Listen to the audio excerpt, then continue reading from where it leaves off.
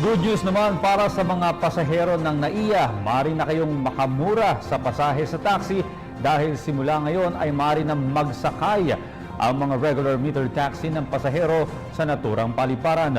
Ang ulat mula kay Joy Gumatay via phone tag.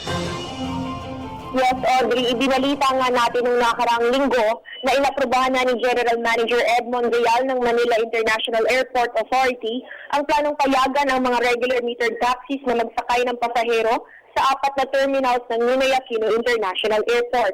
Simula naman ngayong araw, Hulyo 18, formal nang isinagawa itong inisyatibang ito. Sa katunayan nga, alas 7 pa lang kaninang umaga ay naglilibot na sa mga terminal si General Manager Monreal upang maobserbahan yung pilot implementation ng nabanggit na inisyatiba.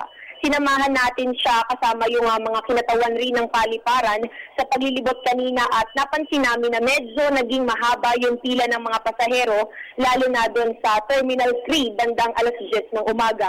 Pero ang maganda naman rito, ginagabayan talaga yung mga pasahero lalo na sa pagsakay ng mga bagahe nila sa sasakyan at kontrolado rin yung paglabas-masok ng mga regular metered taxis. Sinisiguro ng mga security force ng NAIA na miyembro ng lehitimong taxi companies yung mga tinatanggap nila sa paliparan para mapanatili yung kaayusan, gayon rin yung seguridad ng mga airport passengers sa NAIA.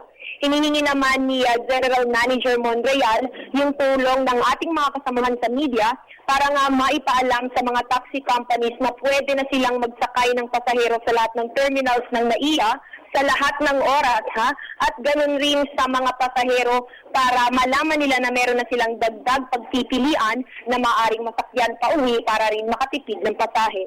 Mula dito sa Ninoy Aquino International Airport, ako si Joy Gumatay para sa PTV News. Maraming salamat, Joy Gumatay. Ako po si Cathy San Gabriel. Subscribe na sa PTV YouTube channel. I-click lang po ang subscribe button.